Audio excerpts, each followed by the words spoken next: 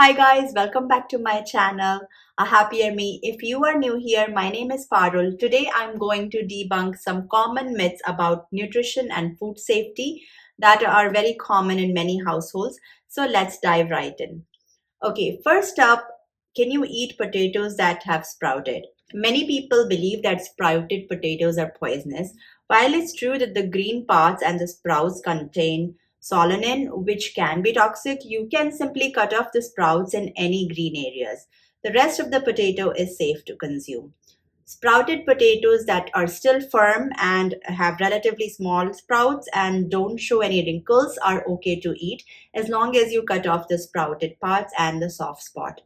Okay, next let's talk about cooking in iron kadai or wok. So they say that it can significantly boost your iron intake. While it does release some iron in the food, it's not a close substitute for iron rich foods such as lentils and spinach. The next big myth is the carbs are your enemy. Carbohydrates are often banned for weight gain, but they are not the enemy.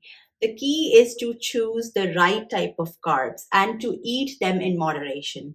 Many people try to cut carbs to lose weight, but eating the right type of carbs are important for maintaining your energy and overall health. Whole grains, fruits, vegetables, and other legumes are sources of fiber and other important nutrients. So choose complex carbs and reduce the white flour as much as possible. To maintain your weight, you need to choose nutrient dense food and make water and unsweetened beverages your favorite drink, and limit foods that are high in fat, sugar, and salt. So you need to check the nutrition label to help identify those.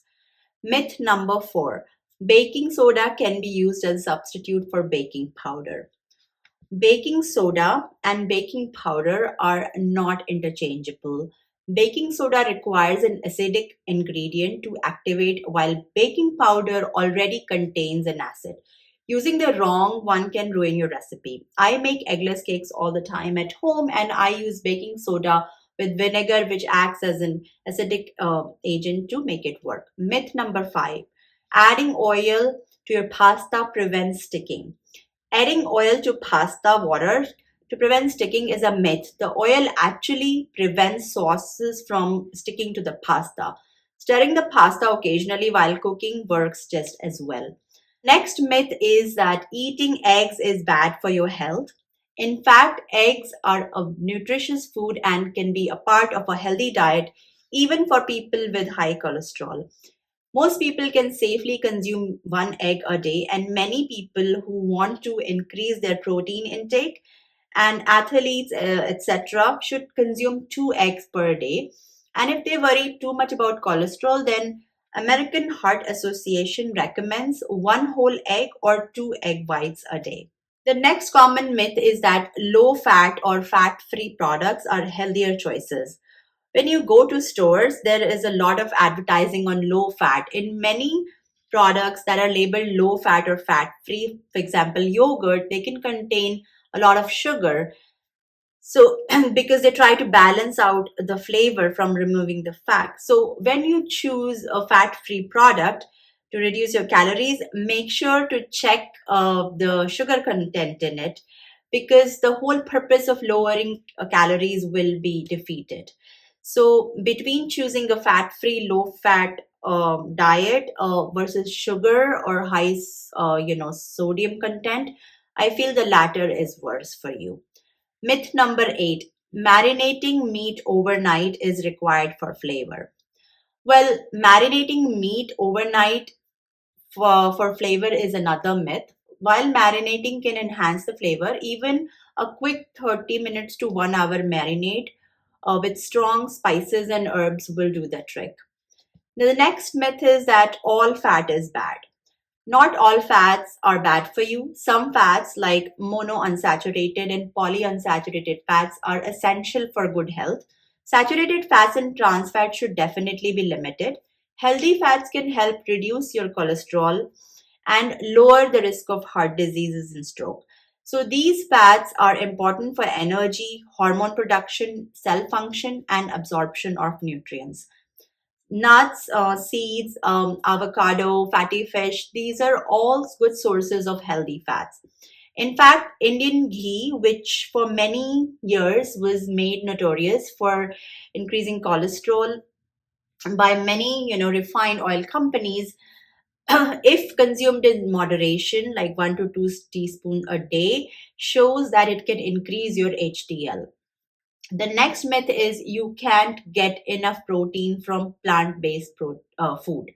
Here in America and many other parts of the world, people eat a lot of meat and poultry. But in many countries like India, people get most of their protein from plant sources such as lentils, pulses, beans, and soy. Nuts and seeds are also very good sources of protein. In fact, plant based protein doesn't contain any saturated fat like animal based protein does. So it actually is good for your heart. The next myth is that reusing cooking oil is safe. Reusing cooking oil multiple times is common in many houses. However, it can lead to the formation of harmful compounds and degrade the oil's quality. It's best to use fresh oil for cooking each time. When you heat the oil, it changes its composition and it can deposit in your arteries. So discard the oil that you've used for deep frying and it is if it is heated for a long time. And especially there are certain oils that are not good for deep frying, and some oils are better. They have a higher smoke point. For example, avocado oil, peanut oil, mustard oil, ghee, and a coconut oil. Some believe that pressure cooking can destroy nutrients in your food, and this is far from true. This is again a myth. There is no loss of nutrients when you pressure cook. In fact, it's better because it cooks in less time, so it preserves more nutrients. The next myth is that aluminum cookware can cause Alzheimer disease. There is no scientific research that shows it. In fact, this is absolutely fine. I would not recommend cooking, citric. Foods such as tomatoes, etc., and aluminum. For that, stainless steel is better. The next myth is about microwave, and many people think that microwave causes the food to become radioactive. So I want to debunk this myth that it does not make it radioactive. Microwave uses non-ionizing radiation to heat food, which is perfectly safe and does not alter the food's composition in any harmful way. The next myth is that rinsing raw meat will remove the bacteria. But rinsing raw meat in water does not remove bacteria. It can actually spread bacteria to other surfaces. So it's better not to wash your meat or chicken and just make sure to cook it thoroughly to kill any type of harmful bacteria. The next myth is that non-stick cookware is toxic. Non-stick cookware is often considered toxic. While older non-stick coatings might have had some issues, the modern non-stick cookware is safe if used properly. Avoid overheating it and stick to non-metal utensils. It's best to use wooden spatulas and silicone ones for non-stick cookware.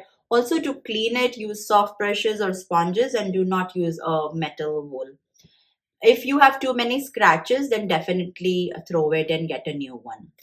The next myth is that freezing food can destroy nutrients, and this is again far from true. It preserves most of the nutrients and can keep food safe and fresh for longer periods. It may alter the taste a bit, but if you consume the food within the next 3 months, it should be perfectly fine.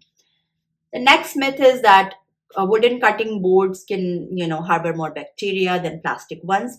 And many people don't like to use wooden cutting board for that reason.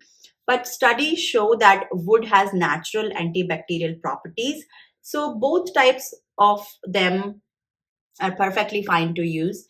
You can wash the plastic one in the dishwasher, but you have to kind of hand wash the wood one. So that is the only difference. Myth number 19, eating healthy is too expensive. While it can sometimes be more expensive, it's still possible to eat healthy on a budget by planning your meals, shopping smart, and cooking at home.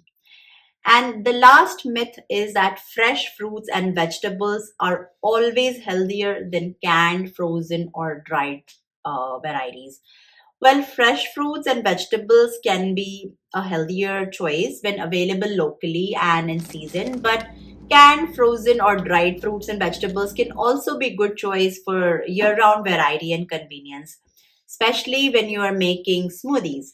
I hope this helps. Let me know if you are interested in seeing more of these videos.